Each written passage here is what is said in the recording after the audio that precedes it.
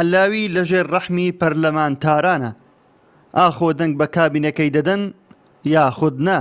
ئەگەرچی گفتوگۆکان لە نێوان علاوی و لایەنە سیاسی کوردیەکان بەردەوامە، بەڵام تا ئێستا نەگەیشتونەتە ڕێکەوتن. دوجار ئەگەر علاوی دیاریکردنی وەزیرەکان بداتە دەست هەرێمی کوردستان بەو مەرجەی کە کەسانی بێلایەن دیاری بکرێن، دوور نییە هەردوو لا بگەنە ڕێکەوتن، چونکە وەک ئەندامێکی سەرکردایەتی پارتی دەڵێ بەلای ئەوانەوە ناوەکان گرنگ نین، بەڵکو و پاراستنی دەسەڵاتی قەواری هەرێمی کوردستان کاری هەر لە پێشینەیانە.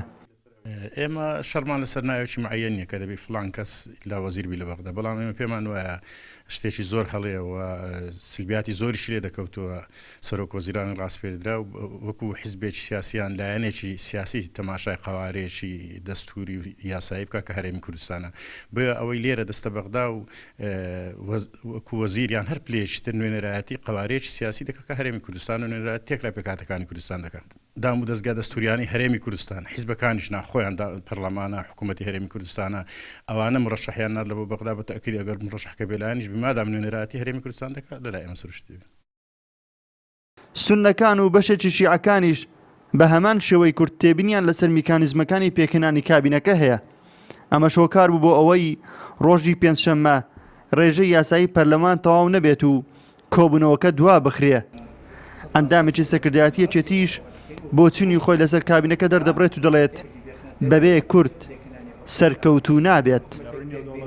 دوای ئەم کۆبوونەوەی کە لە سەرۆکایەتی هەرچی سەرۆکایەتی هەرێم لەگەر لە لووتکە کۆبوونەوەی لووتکە کرا، ئێمە بڕیارمان داوە و لەسەر ئەم متمانەینە کە دەبێ ئەعتیبار لە بۆ قەوارەی سیاسی هەرێمی کوردستان بکرێتن و هەرێمی کوردستان قەوارەیەکی سیاسی لە دەستور متمانەی وەرگرتووە لە دەستوری عێراقی، بۆیە ئێمە ئەبێتن هەر حکومەتێک نەک حکومەتی محەممەد تۆفیق ئەلای هەر حکومەتێک کە تشکیل کرێت دەبێت تعاملێکی دەستوری قانونی لەگەر هەرێمی کوردستان بکاتن، بۆیە ئێمە لەسەر ئەم بڕواایەنە ئەبێ هەرێمی کوردستان کاندید پێشکەشکە، ئەنجا ئەگەر کاندیدەکان سربەخۆ بن حیزبی بن هەرچ بابەتێک بن ئەبێ هەرێمی کوردستان کاندیدەکانی خۆی پێشکەش بە تشکیلەی پێکەنانی حکومەتی عێراقی بکە.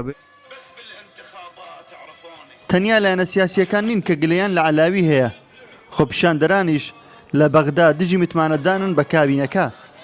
علاوی ئاماژە بۆ دەگات کە ناوێت کەسانی حیزبی پۆستی وزاری وەربگرن، بەڵام خودی خۆی لەلایەن چەند حیزب و لایەنێکی سیاسیەوە دەست نیشان کراوە.